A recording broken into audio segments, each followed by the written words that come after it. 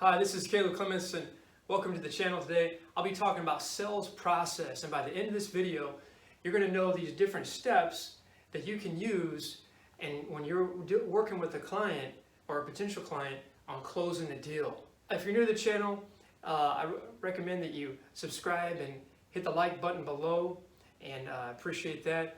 I run a marketing agency, so if you really are wanting to scale your business, there'll be a link in the description below. You can hit that link and book an appointment with me to help find out how you can grow your real estate business. All right, let's just go through the process today. First up, what you're going to want to do is capitalize on bonding and rapport.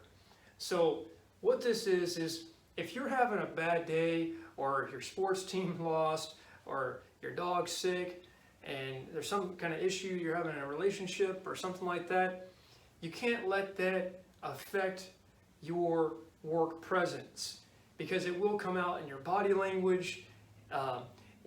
Subliminal messages are running in your head all the time, and so it'll come out in your confidence level, and how you can be a help to that client to help them close the deal.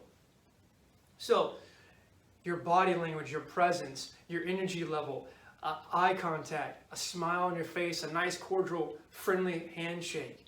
These things go a long way to setting the bar and the tone for the meeting.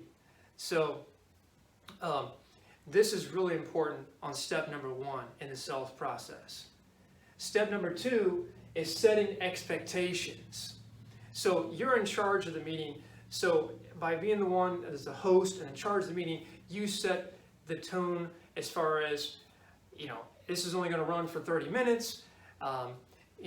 This is what we're going to accomplish, X, Y, Z.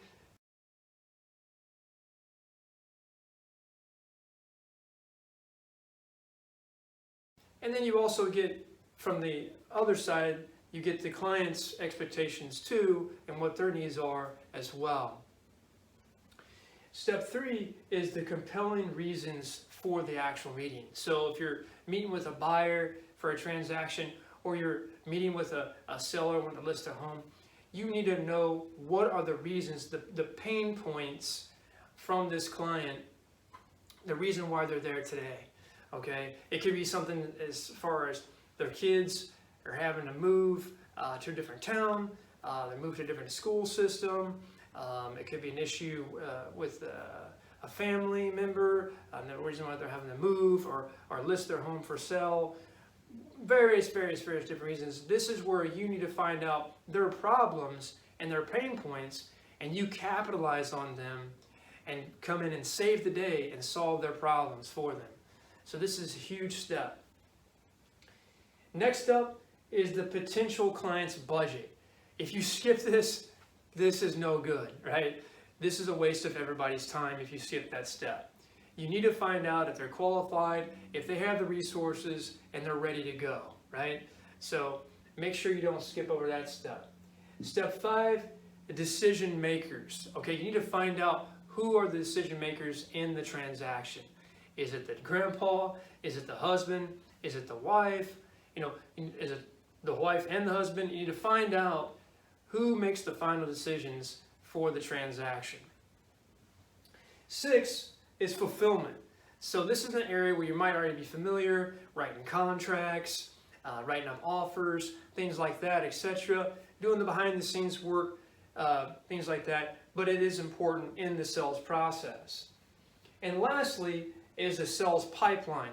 So as you're closing the deal, excellent, right? And things are going really smooth and you follow the process. Do you have the next one and the next one?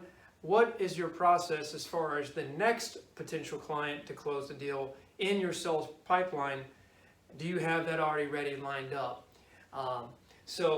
You can follow these steps to a successful closing of your deals and your transactions, because Andrew Undum and his agency has done this process and is very successful. In fact, they're sitting at about 150 to 160 million in sales revenue. So if you're really serious about scaling your business, I highly recommend that you hit the link in the description below, book an appointment with me. You can find out more about What I do as far as running a marketing agency, I'm an outsourced third party. We can do the marketing for you, get you qualified and leads, automate the process with those leads, nurture them, and get them booked to your calendar so you can take these steps of the sales process and close the deals. All right, thanks for watching. Until next time.